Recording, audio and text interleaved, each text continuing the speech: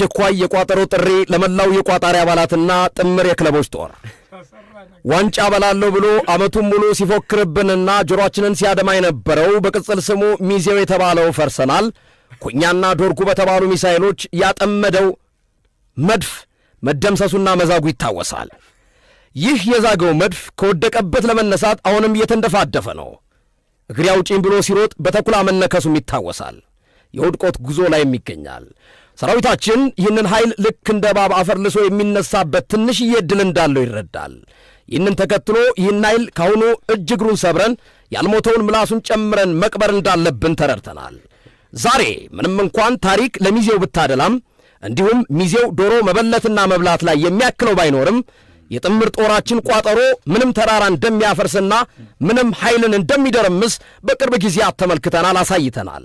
ስለዚህ ሚዜውን ለመቅበር ባለን ነገር ተረባርበን እንድንቋጠር ስንል እናሳስባለን። ድል ለጥምር የቋጣሪ ጦር ብሏል መግለጫው። እሺ የዛኛውስ? ከመድፈኛው የተሰጠ መግለጫ የመድፉ ሰራዊት ለጎረቤት ታላቅ ክብር ያለው በመሆኑ ዶሮዋ ድንበራችንን ተሻግራ መሬታችንን ለመጫር ያደረገችው ሙከራ በተደጋጋሚ በጀግናው የመድፉ ሰራዊት አይቀጡ ቅጣት ተቀጣ ወደ ኋላ እንድትፈረጥጥ መደረጓ ይታወሳል።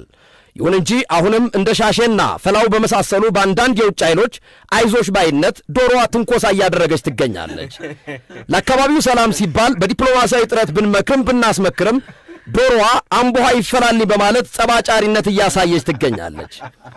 በሌላ በኩል ለራሷ ያልሆነችው ሻሼ የዋንጫ ጉዟችንን ለማደናቀፍ በተልኮ ዶሮዋን ተጠቅማ ፍላጎቷን ለማሳካት እየጣረች ትገኛለች። ይባስ ብሎ ዶሮዋ አዲስ አሰልጣኝ ቀጥራ የመድፉን የዋንጫ ጉዞ እንዲያሰናክል ትእዛዝ ማስተላለፏ ምን ያህል ለሰራዊታችን ጥላቻ እንዳላት ማሳያ ነው። ስለሆነም ይቺ አቅመቢስ ዶሮ የሻሼ ተጋላቢ ያዙኝ ልቀቁኝ በማለቷ በዛሬው ዕለት ጀግናው የመድፉ ሰራዊት ወደ ግዛቷ ገብቶ እርምጃ እንዲወስድ ታዟል።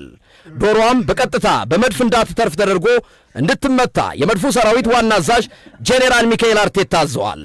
ባለፈው ሳናስበው በደፈጣ ሰራዊታችን የጭካኔ ተግባር የፈጸመችውና ምቀኝነት ላዩ ላይ ቤት የሰራባት ሻሼ መቋጠሩ አይቀርምና ጸጉረ ልውጥ ካያችሁ ለመድፉ ሰራዊት ህብረተሰቡ እንዲያሳውቅ ስንል በታላቅ አክብሮት እንጠይቃለን። ዋው ዋው! ድል ለመድፉ ሰራዊት ብሏል።